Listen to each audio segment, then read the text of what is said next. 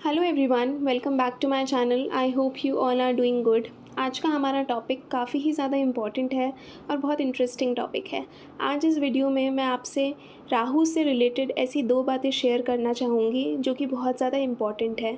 और अगर आपने इन दो चीज़ों का ध्यान रखा तो आप राहु का जो नेगेटिव इम्पैक्ट है वो अपनी लाइफ में बहुत हद तक कम कर सकते हैं। देखिए, अगर आपकी राहु की महादशा चल रही है या फिर राहु की अंतर्दशा चल रही है तो ये वीडियो आपके लिए और भी ज़्यादा इम्पॉर्टेंट हो जाता है। तो आप इस वीडियो को एंड तक ज़रूर देखिएगा। देखिए, राहु क्या है? राहु एक ऐसा प्लैनेट है जो कि इल्यूजन क्रिएट करता है। कई बार रियलिटी में कोई चीज़ इतनी ख़राब होती नहीं है, लेकिन हम अपने माइंड में कई बार उस चीज़ को बहुत ज़्यादा बड़ा बना देते हैं। तो ये जो इल्यूजन जो क्रिएट होता है ये राहु की वजह से होता है। आज के मॉडर्न टाइम में अगर हम राहु को किसी चीज़ से जोड़ के देख सकते हैं तो वो है आर्टिफिशियल इंटेलिजेंस, सोशल मीडिया। ये सारी चीज़ें राहु से रिलेटेड है। आपके electronic gadgets, phone, laptop, computer, ये सब राहु से रिलेटेड है। तो इसी से ही हम हमारे पहले पॉइंट पे आएंगे। देखिए, जैसा कि मैंने बताया कि राहु इलेक्ट्रॉनिक गैजेट से जुड़ा हुआ है, तो सबसे इम्पॉर्टेंट चीज़ ये है कि आपके घर में आपके इलेक्ट्रॉनिक गैजेट्स इधर उधर फैले हुए नहीं होने चाहिए। एक डेडिकेटेड स्पेस होना चाहिए कि आपको वहीं पर ही अपना लैपटॉप रखना है, आपको वहीं पर ही अपना चार्जर रखना है। तो इस चीज़ का आपको बहुत ज़्यादा ध्यान रखना है।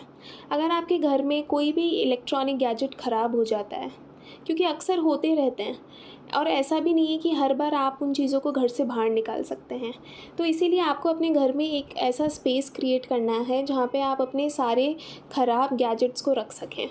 फॉर एग्ज़ाम्पल, लैपटॉप ख़राब हो गया, फ़ोन ख़राब हो गया, चार्जर ख़राब हो गया, तो आप ये सारी चीज़ें एक ही जगह रख सकें। ऐसा नहीं है कि चीज़ें ख़राब हो गई हैं लेकिन फिर भी वो इधर उधर फैली हुई हैं। तो इसीलिए आपको अपनी इलेक्ट्रॉनिक गैजेट्स को बहुत अच्छी तरह से मैनेज्ड वे में रखना है अपने घर में, ताकि आप राहु के नेगेटिव इफ़ेक्ट्स को कम कर सकें। तो ये था हमारा पहला पॉइंट। अब हम दूसरे पॉइंट पे आते हैं। अब जो दूसरा पॉइंट है वो है आपके घर की एंट्रेंस से रिलेटेड।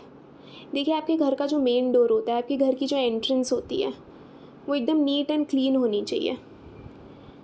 वहाँ पे कचरा इकट्ठा नहीं होना चाहिए और ना ही आपको अपनी एंट्रेंस पे आपको डस्टबिन रखना है। मैंने बहुत लोगों के घर पे देखा है वो एंट्रेंस पे ही डस्टबिन रख देते हैं, लेकिन ये चीज़ बहुत गलत है। आपको अपने घर की एंट्रेंस एकदम नीट एंड क्लीन रखनी है। और नीट एंड क्लीन या फिर अच्छे रखने से मतलब ये नहीं है कि आप वहाँ पे महंगी से महंगी चीज़ लगा दें। आपको उसको एकदम साफ़ सुथरा रखना है और आप वहाँ पे प्लांट्स लगा सकते हैं। अगर वहाँ पे आप अपने शूज़ ओपन करते हैं तो शूज़ को बहुत मैनेज्ड वे में आपको रखना है वहाँ पे।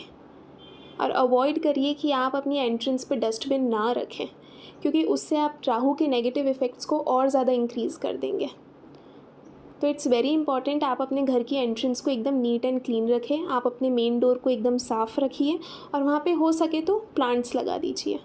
और फिर देखिए, आपको आपके जो राहु का जो नेगेटिव इफ़ेक्ट जो आपको आ रहा था वो बहुत हद तक कम हो जाएगा। तो अगर आप लोग राहु से बहुत ज़्यादा परेशान हैं या फिर आप अपनी राहु की महादशा और अंतर्दशा में बहुत ज़्यादा स्ट्रगल कर रहे हैं, तो आप ये इन दोनों चीज़ों का बहुत ज़्यादा ध्यान रखिए। आप इनको प्रैक्टिस करिए और फिर आप देखिए राहु के जो नेगेटिव इफ़ेक्ट्स हैं वो धीरे धीरे कम होने लग जाएंगे। आई होप आपको ये वीडियो काफ़ी ज़्यादा इन्फॉर्मेटिव लगा होगा। Don't forget to like, comment, share and subscribe this channel. I will see you in the next one.